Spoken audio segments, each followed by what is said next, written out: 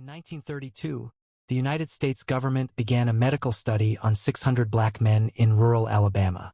The men were told they were being treated for bad blood. They were never told what disease they actually had. And when a cure became available less than 15 years later, the government chose not to give it to them. The study continued for 40 years. Macon County, Alabama. The early 1930s.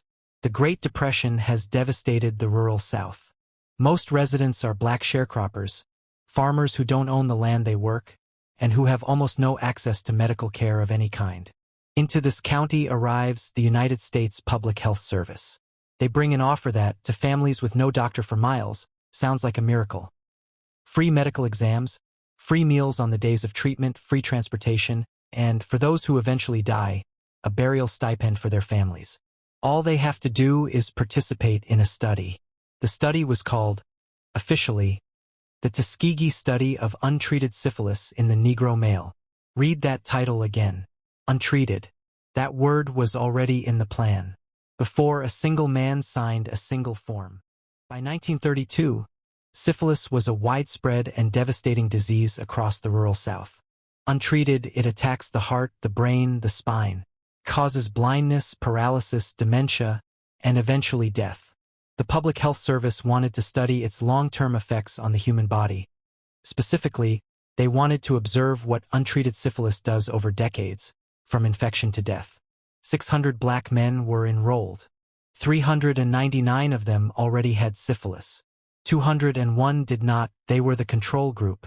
Not one of the men was told he had syphilis. They were told they had bad blood, a vague folk term used at the time to describe a range of ailments, from anemia to fatigue to venereal disease. It meant nothing specific. It explained nothing. And that was the point. The men were given aspirin, vitamin tonics, mineral supplements. None of it treated syphilis. None of it was ever meant to. The treatment days were not treatment at all. They were observation days. Each visit, doctors recorded the progression of the disease, the lesions, the neurological decline, the organ damage, while giving the men nothing that could stop it. Internal documents from the period are explicit about the goal. The study was designed to run until what researchers called an endpoint, meaning autopsy. The men's deaths were not a failure of the study. Their deaths were the data. In 1943, 11 years into the study, penicillin became widely available as a treatment for syphilis. It was cheap, effective, and by the late 1940s, it was the standard medical treatment across the entire United States.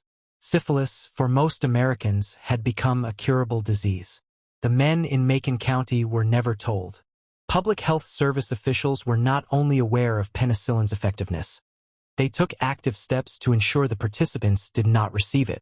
When some of the men were drafted into World War II and ordered by military physicians to be treated for syphilis as a condition of service, Tuskegee study officials intervened and arranged for them to be excluded from treatment so the study could continue.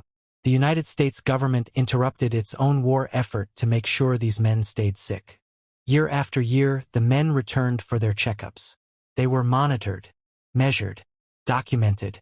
Many went blind. Many developed heart disease, paralysis, dementia caused directly by the disease eating through their nervous systems. Some unknowingly infected their wives. Some had children born with congenital syphilis. The study had explicitly planned for this. Family members were never tested, informed, or treated either, because doing so might have ended the study or revealed what was actually happening. Throughout this entire period, the results were published openly in respected American medical journals. More than a dozen papers came out between the 1930s and the 1960s, openly describing the progression of untreated syphilis in these men. Hundreds of doctors across the country read these papers. None of them intervened.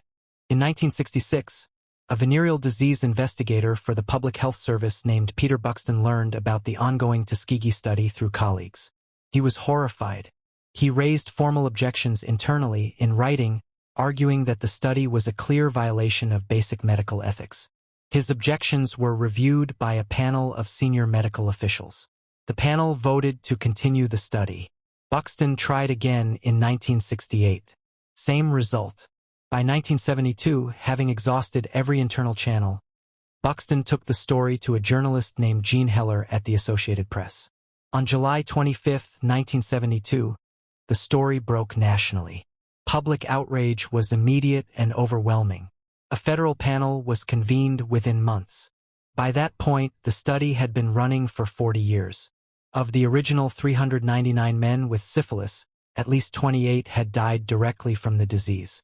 100 more had died from related complications. 40 wives had been infected. 19 children had been born with congenital syphilis. The study was finally shut down in November 1972. Not because anyone inside the government decided it was wrong, because a journalist made it impossible to keep hiding.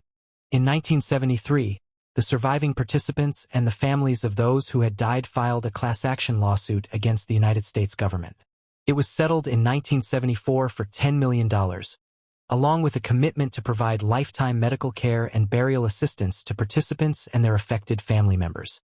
It would be another 23 years before the government said the word that mattered most. On May 16, 1997, President Bill Clinton formally apologized to the 8 remaining survivors on behalf of the United States government in a White House ceremony. 8 men, out of 600, 65 years after the study began. Today, the Tuskegee study is taught in nearly every medical and bioethics program in the United States. It directly led to sweeping reforms, including the National Research Act of 1974, and the creation of institutional review boards that now oversee virtually all human medical research conducted in the country. Every consent form a patient signs today in some way traces back to what happened in Macon County. But reform came only after exposure. For 40 years, doctors knew. Officials knew. Journals published the findings openly year after year, and the system simply continued. The men were never hidden in a secret facility behind guard towers. They were hidden in plain sight. Sometimes the easiest place to bury the truth isn't underground. It's in a filing cabinet in a published journal in plain English, where everyone can see it and almost no one is required to look. That was the Tuskegee study. 40 years. 600 men. A cure that existed and was deliberately withheld. Next episode, Project MKUltra. The CIA's decades-long program to control the human mind, using drugs, hypnosis, and unwitting American citizens as test subjects. Subscribe. The archive goes deeper.